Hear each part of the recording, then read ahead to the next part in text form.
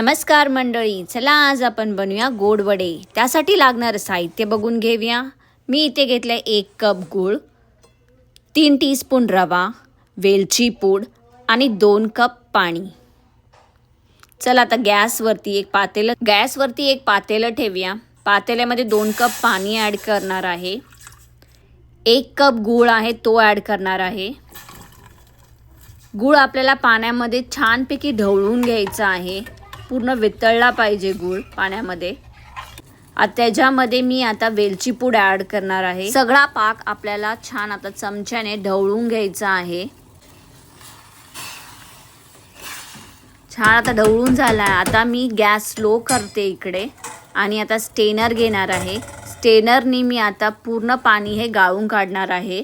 म्हणजे जी काही आता वेलची आपण ॲड केली आहे ती पूर्ण वेलची पण आपल्याला काढून टाकायची आहे. फक्त आपल्याला पाणी ठेवायचं आहे, म्हणजे पाकच ठेवायचं फक्त. तुम्हाला दिसत असेल इथे पूर्ण जी जाड वेलची आहे ती आता निघाली आहे. आता हे पाणी आपण घेतलं आहे ते परत आपण पाणी पातेल्यामध्ये ॲड करणार आहे. अशा प्रकारे मी आता पूर्ण पाणी ॲड केलं आहे. आता या पाण्यामध्ये पाक आता उकळला आहे. त्याच्यामध्ये 3 टीस्पून रवा ॲड करत आहे. रवा थोडा ॲड करत जायचा आहे आणि एका साईडने आपल्याला ढवळत पण राहायचं आहे पाकाला, कारण रवाला गाठी बसतात म्हणून.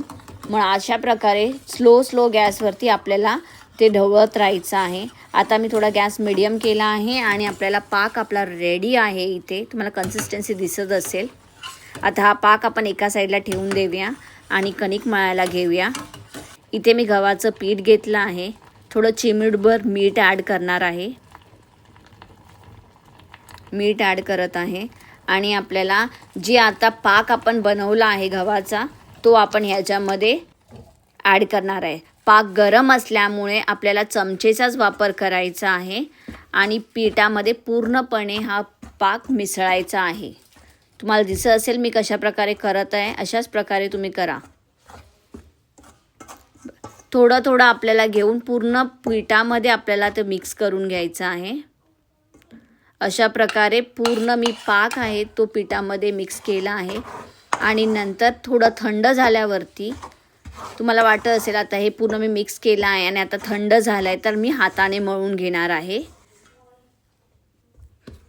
आता मी थोडंसं इथे तेल ॲड करणार आहे पिठामध्ये. आता गोड वड्यांचं पीठ रेडी आहे. आता आपण पुऱ्या लाटायला घेऊया. पुऱ्या लाटायसाठी मी इथे बटर पेपरचा वापर करत आहे. छोटे गोळे घेतले आहेत आणि बटर पेपरच्या आतमध्ये ठेवून लाटून घेणार आहे. म्हणजे ते बटर पेपरमुळे ते कुठे पण वडे चिटकणार नाही, कारण हे आपण इथे पिठाचा वापर करत नाही आहे म्हणून. अशा प्रकारे तुम्हाला सर्व चारी बाजूने गोल अशी लाटून घ्यायच्या छोट्या पुऱ्या. आणि तुम्हाला दिसत असेल आता मी हे पुऱ्या लाटल्यात. चारी बाजूनी सेम आकाराच्या आहेत आणि काढून घेऊया आपण. आता पुऱ्या आपण तळायला घेऊया. वडे आता छान तळताना फुलतात आहे बघा, दिसत असेल एवढं छान मस्तपैकी फुलतात आहे. आणि गोड वडे खायला पण खूप छान लागतात. मुलांना पण हे खूप आवडतात. तुम्ही पण ट्राय करून बघा आणि तुम्हालाही आवडले तर माझ्या चॅनलला लाईक, शेअर आणि सबस्क्राईब करा.